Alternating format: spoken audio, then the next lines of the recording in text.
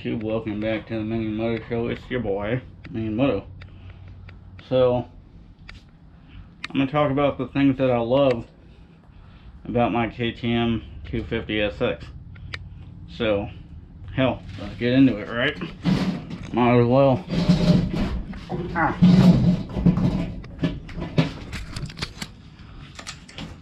First off, it's a 2018 KTM 250SX, which is a Supercross model,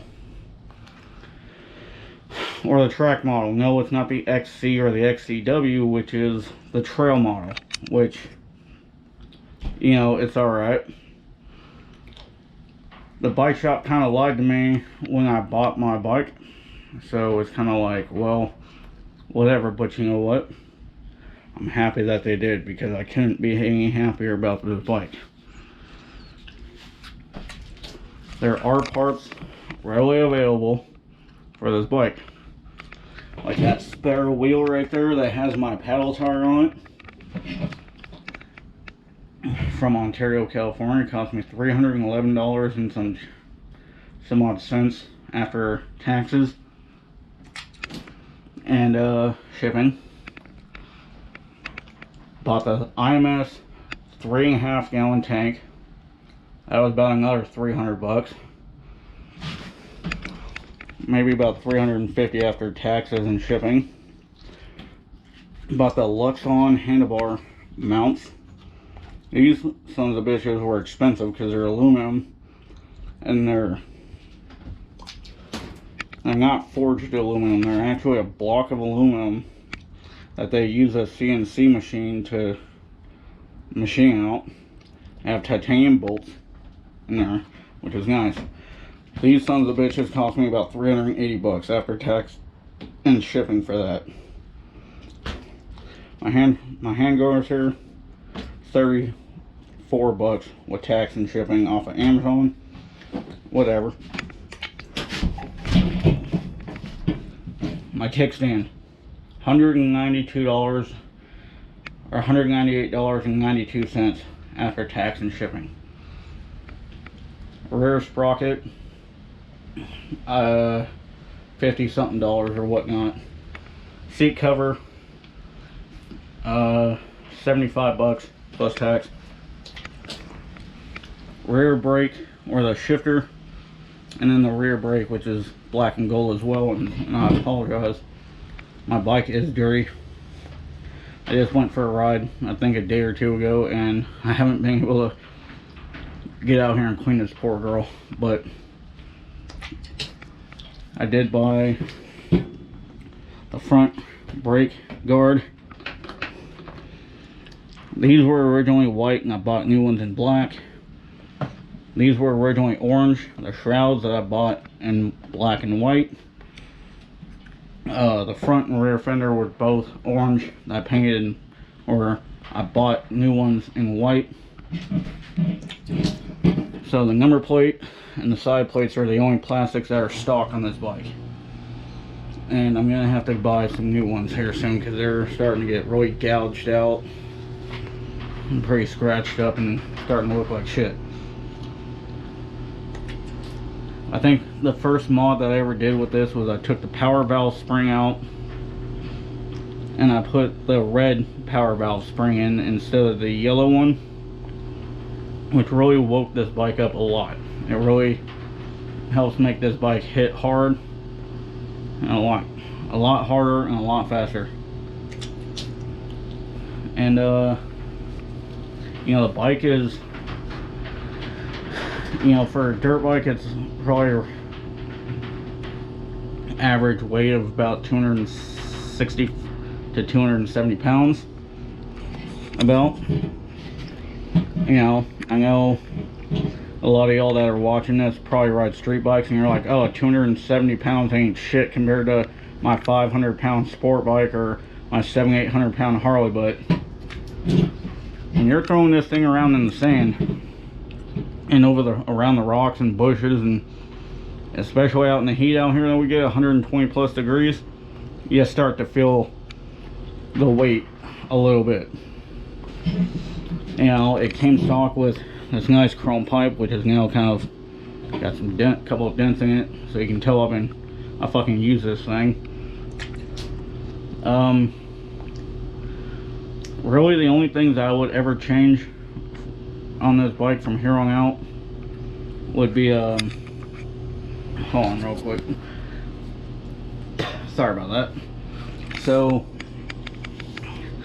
the only things that I would really kind of change from, I mean, I've already bought the bigger gas tank, I've already put the better bar mounts on there, the bigger tank, and the kickstand. Right.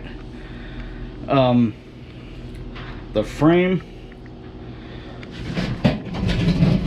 I kind of would have liked to have seen this frame, instead of coming over right here like this, have it kind of go up this way a little bit more, and then have it come over like up here, so that way it's easier to get to the carb. Because even with having a small stock 1.8 gallon tank on here, it's still a bitch to get to the carb. So for me now, what I have to do is I have to start off taking the side plates off, taking the seat off, okay, take the shrouds off, take the tank off, unbolt basically the whole back end of the bike, just to get to the carb and get the carburetor out, because there's no room to get tools in here. I mean, and there's really almost no room to get your hand in here, really, for the most part.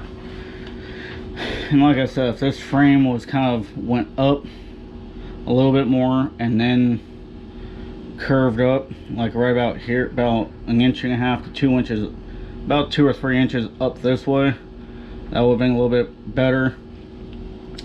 And if the carburetor wasn't so and the whole carb setup wasn't so far into the engine bay area, you know, maybe if it was a little bit farther out this way, just a little bit, even if it was an inch and a half, you know, it would have been a little bit easier to get to.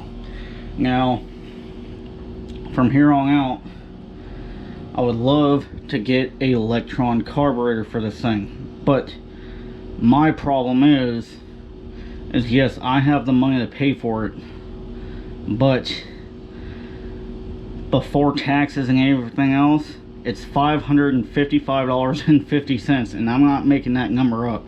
For this KTM, it's $555.50, $555.50 for a carburetor, for the Electron carb.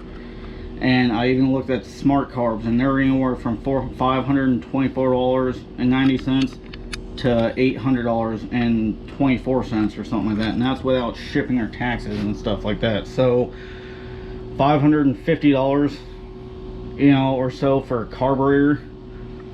Okay, I can understand if you're buying that for, you know, an old school 60s or 70s model Mustang or Camaro or Charger, Challenger, or some shit like that. But for a fucking dirt bike, $555 fucking dollars seems a little bit overpriced. And if anybody from Smart Carb or from Electron sees this, believe, I'm not knocking you guys at all. I would love to run either carb, you know, but I can't justify spending over $550 on a carburetor, at least not right now. Maybe later on down the road, you know, I'll buy myself a birthday gift or a Christmas gift and get the carb. But really, that's really the only thing I don't like about the bike is, you know, it's hard to get to the frame or to the carburetor, and it's even harder when you got the bigger tank on here. And I rather have the bigger gas tank on here than have easier access to the carburetor. Because if I'm going to clean the carburetor, I'm going to clean my air filter at the same time, which I clean my air filter regularly. And actually, that's another thing that I don't like either is, yeah, this is kind of one of those quick release side plates here where it pops out, because it's got a like a little bolt thing that pops into these little rubber bushings, one up here and one down here. But the problem is is I lost the one that's up here, and this one, it's like, you know, they want to fall out and then you lose it, and then you lose the side plate, and then you have to buy the whole new side plate pieces just to get those rubber bushings. That looks somewhat like this here, but these ones I've tried using these two. I have two of these and they don't fucking work at all. You know what I'm saying? So I wouldn't have minded if they put another bolt or, you know, screw here or bolt here and a bolt here, just to take this one piece off here instead of the whole thing. You know, I mean, that's just one or two stupid little things. I mean, my only critiques for this thing, for KTM, are stupid little critiques. And the only reason why I say that is because of the fact that the assholes that design these bikes are not riders, for one, and two, they're not mechanics, so they don't think about this type of shit. But honestly, hell, I can't complain about this bike at all. And that's the reason why I couldn't find my spare wheel with the paddle tire, because I accidentally left it out here. But and kind of another stupid thing is in order to get the front fender off, you got to take the number plate off, because it's got two little pin things that go into the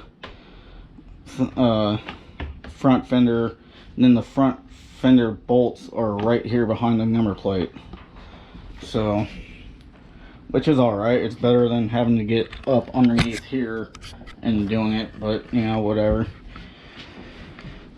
But yeah, that's everything I love about my KTM 250SX, and the one or two stupid little critiques that I have about it, but whatever.